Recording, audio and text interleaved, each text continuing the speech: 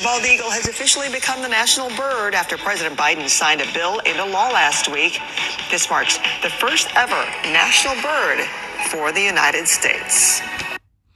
That's interesting because I always thought that the U.S. national bird has always been the eagle ever since 1782. Okay. Early today, we'll be right back after this quick break.